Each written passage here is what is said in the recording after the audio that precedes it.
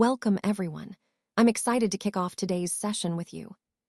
Today, we're diving into Mega Goal 1.1, focusing on Unit 4, the art of advertising writing.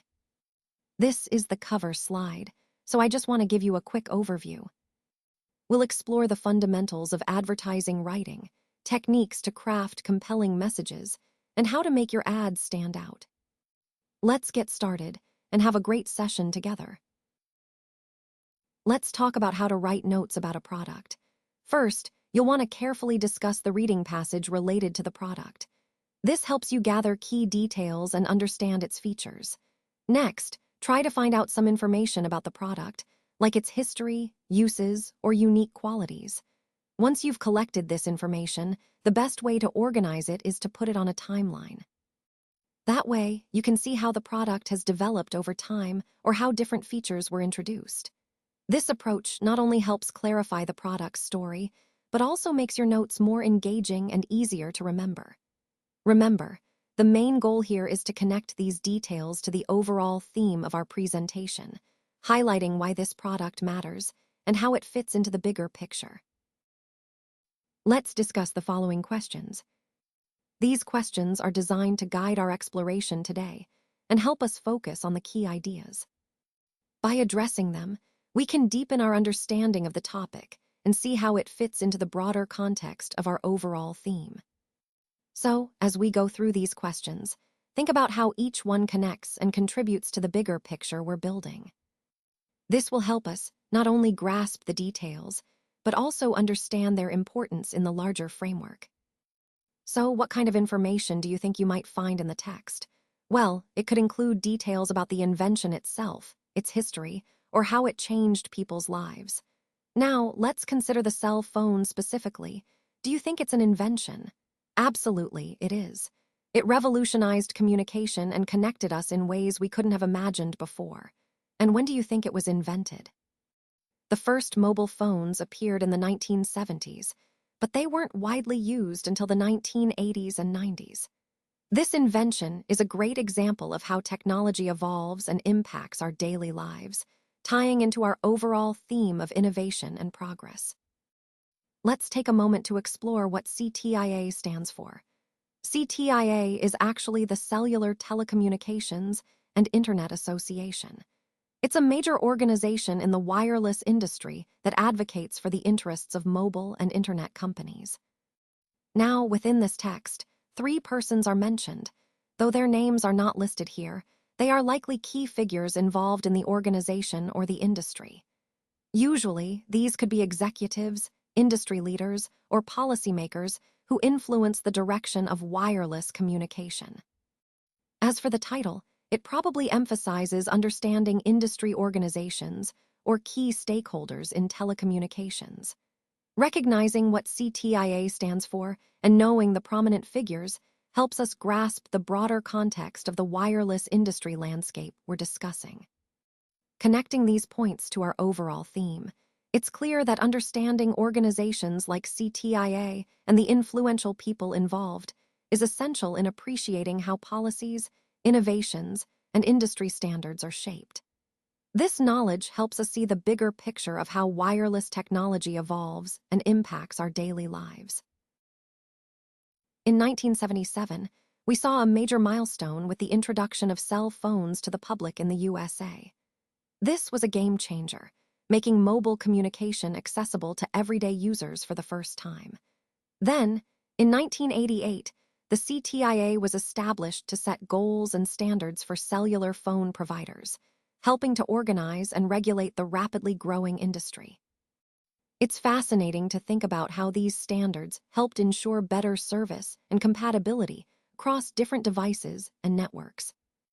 And speaking of pioneers, Dr. Martin Cooper is widely recognized as the first person to make a call using a cellular phone, really marking the birth of modern mobile communication. But even before that, back in the 19th century, Dr. Malan Loomis experimented with wireless communication through the Earth's atmosphere, laying some of the early groundwork for wireless technology as we know it today. All these milestones highlight how our ability to communicate wirelessly has evolved, from visionary experiments to regulatory standards, and finally to the portable, global devices we rely on now.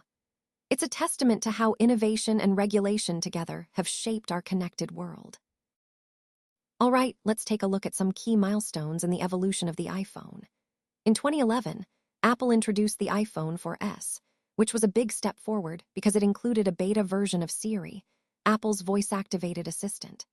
This was a glimpse into how smartphones would become more intuitive and integrated into our daily lives. Moving back to 2008, Apple launched the iPhone 3G and also opened the Apple Store, which initially offered about 500 applications. This was a major shift because it set the stage for the app economy, making it easier for users to discover and download new apps. Going further back to June 11, 2007, that's when Apple officially announced the first iPhone. And just a few months earlier, on January 9, 2007, Steve Jobs revealed plans for what would become one of the most revolutionary devices in tech history. These moments are interconnected. They show how Apple consistently pushed innovation, from the initial announcement to the introduction of features like Siri and the App Store. All of these milestones contributed to shaping the smartphone landscape we know today. When you're writing about a product, it's really important to follow these steps to ensure your message is clear and compelling. First, you want to thoroughly explain the key points, but do so in a friendly, conversational way. This helps your audience connect with what you're saying. Next, make sure to highlight the most important concepts, those that truly differentiate your product or address your audience's needs. It's also essential to tie these points back to the overall theme of your presentation, showing how your product fits into the bigger picture.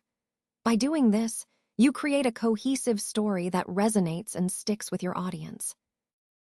Let's take a closer look at the 5 main stages of development in cellular technology. As we follow the timeline, we can see how each key figure and milestone contributed to what we have today. Starting with 1843, Michael Faraday's research on electricity in space laid an important foundation. His work had a substantial impact on the development of cellular phones, marking the beginning of Stage 1. Moving forward to 1865, Dr. Malan Loomis made a breakthrough by developing a method for wireless communication through the atmosphere. He was able to transmit and receive messages without physical wires, which was a significant step in the evolution of wireless technology. This is Stage 2. Then, in 1973, Dr. Martin Cooper became the first person to use a cellular phone and even invented the first portable cellular phone. This innovation truly revolutionized communication, leading us into Stage 3. By 1977, cell phones started going public in the USA, beginning with trial testing in cities like Chicago. This process attracted large companies and soon expanded globally, marking Stage 4. Finally, in 1988, the Cellular Technology Industry Association, or CTIA, was established to set goals and standards for cellular phone providers. This was crucial for shaping the industry's growth and ensuring quality and compatibility across networks. This is Stage 5. Fast forward 40 years, and cellular technology has become commercially accessible and is now one of the largest industries worldwide. It's incredible to see how these early innovations and milestones have led us to the connected world we live in today. Yes, the writer is clearly addressing an audience that is already familiar with cell phones. This isn't about introducing or defining what a cell phone is. Instead, it's about understanding how they are used and perceived. When discussing a product like this, I always emphasize the importance of context and familiarity. Since the audience already knows what a cell phone is, we can focus on the nuances, like how people's relationship with their phones has evolved or the role they play in everyday life. This ties into the broader theme of the presentation, which is about understanding communication tools and their impact. So, rather than starting from scratch, we're building on existing knowledge to explore deeper insights. All right, let's wrap things up with some practical ways to reinforce what we've learned. On this slide, you'll see references to the workbook, specifically page 262, where you'll find exercises labeled as K. These exercises are designed to help you apply the concepts we've discussed today, so I encourage you to complete them thoroughly. In addition, I want to emphasize the importance of doing homework related to this content. Homework isn't just about finishing assignments. It's about deepening your understanding and making these ideas stick. Think of it as a bridge between learning in this session and applying it in real-world situations. Remember, engaging actively with these exercises and homework will solidify your grasp of the material and help you see how it connects to the bigger picture of what we're exploring together. So, make sure to allocate some time for these activities. They're a key part of your learning journey.